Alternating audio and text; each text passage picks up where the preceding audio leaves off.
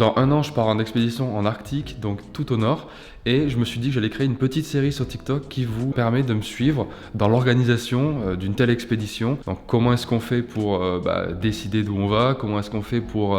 mettre en place toute la logistique qui est derrière, et comment on fait aussi pour pouvoir financer ça, parce qu'une expédition ça coûte des fois, quasi tout le temps en fait, plusieurs dizaines de milliers d'euros. Ça peut être 10, 15, 20, ça peut aller jusqu'à 50, voire 100 000, voire même des fois plus encore. Donc comment est-ce qu'on fait pour trouver de l'argent pour partir dans des zones qui sont vachement reculées. Et je pense que ça peut être pertinent de faire ce genre de contenu sur TikTok et même sur les réseaux en général, parce que j'ai jamais vu de gens qui le faisaient et qu'il y a beaucoup de questions de la part des gens que je rencontre de comment est-ce qu'on fait pour vivre de ça, pour financer ce genre de trip. Donc la première étape quand on décide de partir en expédition, c'est déjà de savoir où est-ce qu'on va partir. Et une grosse partie de ce travail-là, c'est une veille constante en fait, donc sur les réseaux, se renseigner sur ce que font les autres, qu'est-ce qui a été fait, qu'est-ce qui pourrait encore rester à faire. Moi j'ai un attrait particulier pour les zones polaires parce que je trouve que c'est là où il y a le plus à faire, parce que c'est aussi là où ça se fait le moins vu que c'est rapidement difficile d'accès. Et donc dans ce cas-là particulier, j'ai tout simplement regardé autour du cercle polaire arctique différents territoires jusqu'à ce que je trouve le territoire qui sonnait pour moi le plus exotique, qui était le moins connu et là où il y avait la chose la plus intéressante à faire.